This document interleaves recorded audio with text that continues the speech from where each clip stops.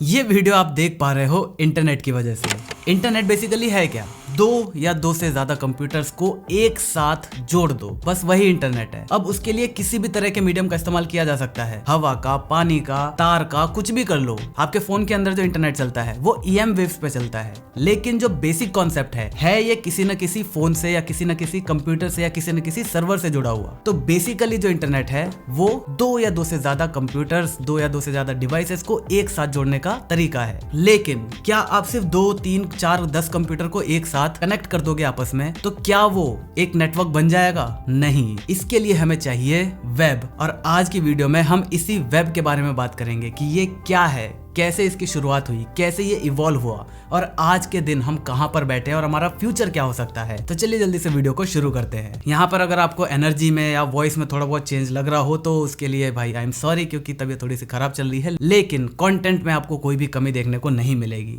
अगर मैं बात करूं वेब की, मतलब इंटरनेट सर्विस की, इंटरनेट नेटवर्क की, इंटरनेट की स्टार्टिंग के साथ जो वेब सर्विसेज हमारे लिए स्टार्ट हुई थी या नेटवर्किंग जो हमने सबसे पहली बनाई थी, उसको हम कहते हैं वेब 1.0 यानी सिंटैक्टिक वेब, जिसे दूसरे नाम से रीड ओनली वेब भी कहा जाता है। रीड ओनली वेब, इस नाम से ही आपको समझ में आ रहा होगा कि वहां पर आप एज अ यूजर सिर्फ वहां पर रीड कर सकते थे कंटेंट को, आप उससे इंटरेक्ट नहीं कर सकते थे। जैसे फॉर एग्जांपल मैंने एक आर्टिकल लिखा, आप सिर्फ पढ़ सकते हो, ना ही वो उस पेज को सब्सक्राइब कर सकते थे, ना ही लाइक कर सकते थे, ना कमेंट कर सकते थे, कुछ नहीं कर सकते थे। तो ये था हमारा सबसे पहला फेज। दूसरे अगर मैं फेज की बात करूं तो वो था वेब 2.0 और ये एक तरह से सोशल मीडिया वेब भी कहा जा सकता है। इसे हम टेक्निकल टर्म में रीड राइट वेब भी कह सकते हैं। यहाँ पर आप इंटरेक्ट कर सकते हो, आप अपनी बातें भी इंटरनेट पे डाल सकते हो अगर आप एक पब्लिशर नहीं हो। उसके बावजूद सोशल मीडिया, आपका यूट्यूब हो गया, फेसबुक हो गया, ट्विटर हो गया, इंस्टाग्राम वगैरह हो गए, ये सब के सब हमारे वेब 2.0 में ही आते हैं। इसके बाद जो वेब का हमारा फ्यूचर है वो है वेब 3.0,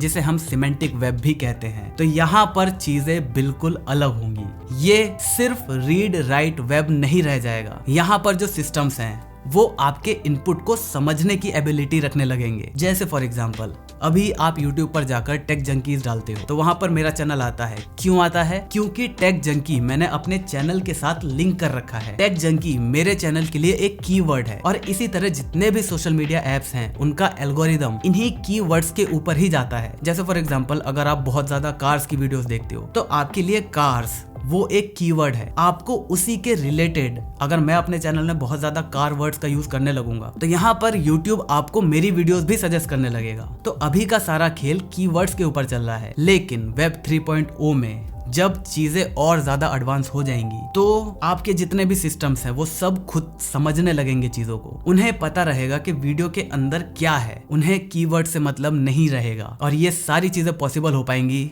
AI की मदद से, मशीन लर्निंग की मदद से। जैसे अभी आप किसी भी कंप्यूटर को, किसी भी सिस्टम को, किसी भी डिवाइस को एक इंफॉर्मेशन दे देते हो, वो उसे स्टोर करके रखता है, बस इसके अलावा कुछ भी उसका काम नहीं है। लेकिन इंसान के साथ क्या है, अगर आप उसको कोई इन्फॉर्मेशन देते हो, जैसे आप मुझसे कहते हो कि मैं तुझे मार दूंगा, तो आपने मुझे इन्फॉर्मेशन दी, लेकिन मैं उसे समझ सकता हूँ, उस इन्फॉर्मेशन को मैं प्रिडिक्ट करके एक्शन ले सकता हूँ। तो अभी के हमारे जो डिवाइसेज हैं वो ये काम नहीं कर सकते। अगर मैं अपने फोन से कहूंगा कि मैं तुम्हें मार दूंगा तो मेरा फोन इसका कुछ नहीं करेगा, वो इंफॉर्मेशन की तरह स्टोर करके रख लेगा। लेकिन जब वेब 3.0 आ जाएगा तब ये इस इंफॉर्मेशन को रखेगा और उसे समझ भी पाएगा और मे बी क्या पता उसके बाद ये एक्शन भी ले सके उसी हिसाब से। वैसे तो ये सारी चीजें बहुत ही ज्यादा कंट्रोवर्शियल है कि क्या फ्यूचर हमारा AI जो है वो किस तरीके से डेवलप होगा, किस तरीके से ये वेब 3.0 हमारा काम करेगा। लेकिन अभी तक की जो हमारी इंफॉर्मेशन है उसके हिसाब से ये इजीली कंट्रोलेबल है। अगर मैं बात करूं वेब 3.0 के कुछ फीचर्स की तो उनमें सबसे पहला AI मशीन लर्निंग तो है ही, इसी के साथ कनेक्टिविटी भी बहुत ज्यादा तगड़ी हो जाएगी। हमारा जो फ्यूचर होने वाला है वो कम्प्लीटली IoT डिवाइसेस का होने वाला है। हमारी घड़ी से लेके, हमारे ईयरफोन से लेके, इवन हो सकता है हमारे जूते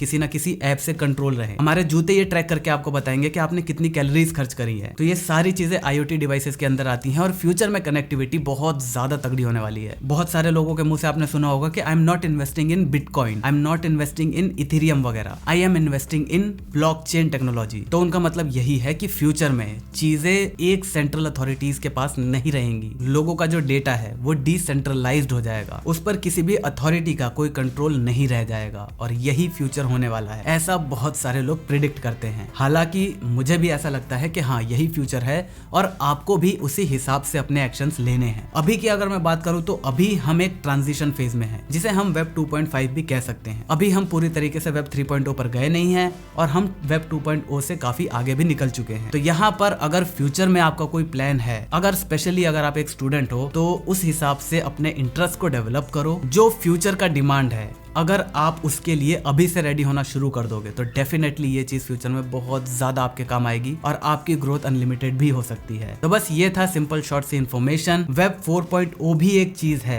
लेकिन वो बहुत ज्यादा कॉम्प्लिकेट हो जाती है और वो सिर्फ अभी थ्योरेटिकल है, अभी उसका कोई भी प्रैक्टिकल कुछ भी एग्जिस्टेंस नहीं है, तो इसी वजह से हम उसके बारे में बात नहीं करेंगे। तो अगर आपको ये वीडियो पसंद आई तो वीडियो को लाइक कर देना, चैनल पर नया चैनल को सब्सक्राइब कर देना, क्योंकि हम ऐसे ही ज्ञान बांटते रहते हैं। मैं मिलता हूँ आपसे अगली वीडियो में, तब तक जय हिंद, वंदे मातरम।